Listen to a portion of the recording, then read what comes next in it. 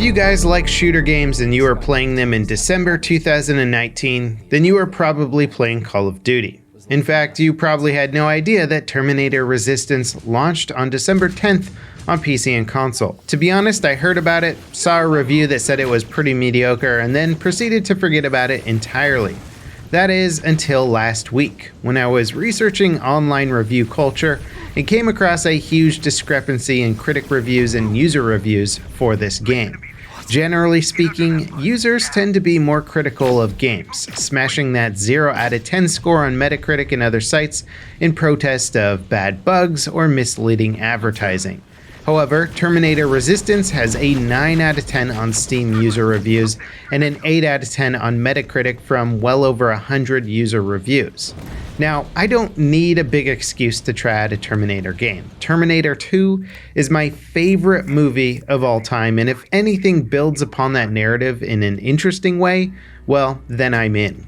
So I grabbed the game, loaded it up, and sunk myself in, determined to discover why this potentially underrated game was getting so much love from fans. Now, for those of you who haven't seen the Terminator 1 and Terminator 2 movies, well, first of all, shame on you, but second, this review is going to naturally contain spoilers for those movies because the premise of the game is based on what happened in those films. Now, the premise for this game is arguably the best part. It takes place right smack dab in the middle of where I always wanted this franchise to go. The actual fight against the machines in the dark apocalyptic future as portrayed in the first two movies. The purple plasma rifles, hunter-killer tanks, aerial drones, and of course armies of T-800s patrolling the gray ash-covered wasteland, killing any survivors. The vision of this nightmarish future was so stunningly realized in the films that it inspired games and comics for years to come. This time around, the game's graphics are finally good enough to create a decent portrayal of that world. When roaming around at night, the moon casts God rays through the dusty ruins of LA skyscrapers, and the only color seems to come from burning debris or red and purple plasma shots that light up the screen when a firefight breaks out. Admittedly, the best art design from this game does come from the movies, but that's okay. Even when entering the underground resistance base, it's clearly lifted directly from the films, and that's actually a good thing for anyone who wanted to see a more realized version of this world. Some of the cinematic shots even mirror those from the film as you watch John Connor emerge from a base to survey the battlefield with his binoculars. However, to say that this game has good graphics would not be accurate. It has good atmosphere, but the graphics mostly only hold up at night. It uses the Unreal Engine, so there's certainly potential there, but either the budget or the art team wasn't up to the task of pushing it all the way. Textures and shaders feel flat, the world detail is often simplistic, and there's a lot of recycled assets making the environment feel very shallow. Luckily though, the story and plot movements of the game keep it interesting. It's basically what I thought I wanted Terminator 3 to be, taking place in the world created by Judgment Day and completely disregarding the 4 movies that came after Terminator 2. You start off as a resistance soldier who is the only survivor from his division, on a mission to link back up with the rest of the resistance army. You have to warn them about the threat that wiped out your fellow soldiers, the new human-looking Terminators. The story evolves from there into the rest of the war against Skynet, showing some perspective from both the scavenger lifestyle and the resistance lifestyle. They show the machine's strategy and even show how Skynet is able to outsmart your best generals.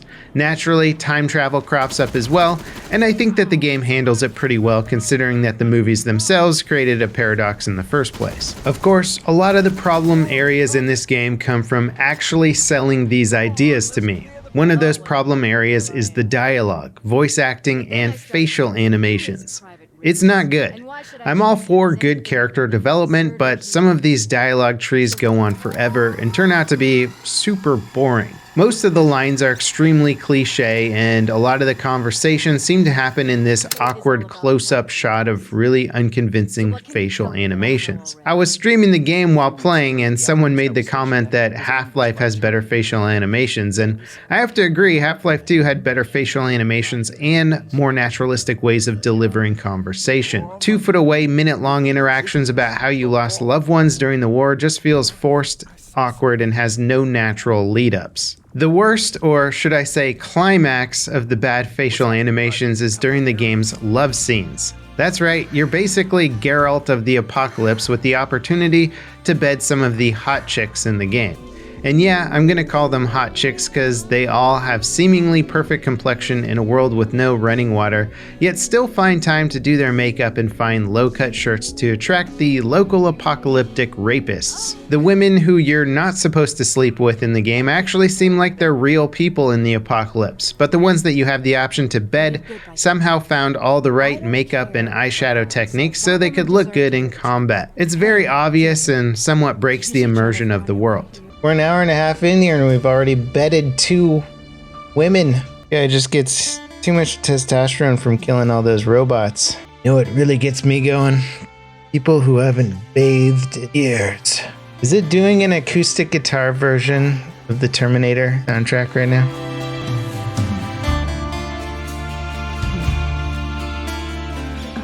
The other really bad immersion-breaking element in the game is the actual combat itself. The Terminators look cool, the giant hunter-killer tanks look awesome, but fighting them is quite possibly the most boring element of the game.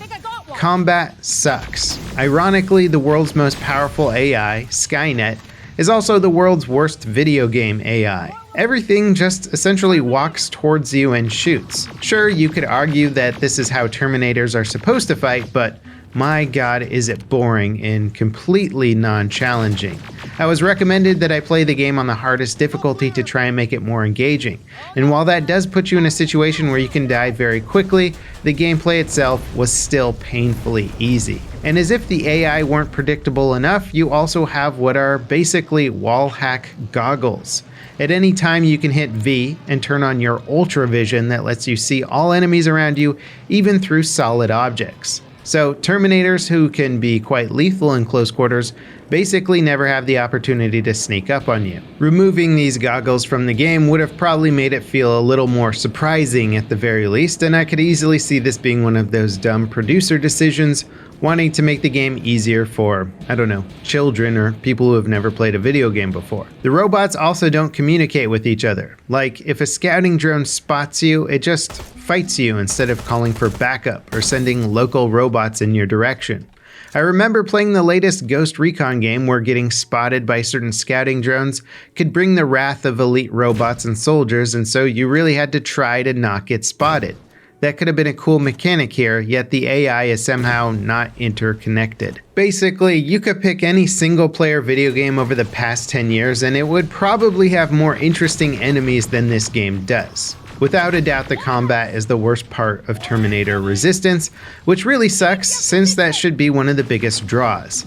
Heck, the game's hacking mechanic, which is basically a version of playing Frogger, is more fun than the firefights. There's also a completely forgettable progression system that distracts you from the bad combat. You can upgrade your weapon damage, stealth abilities, resistance to damage, and more.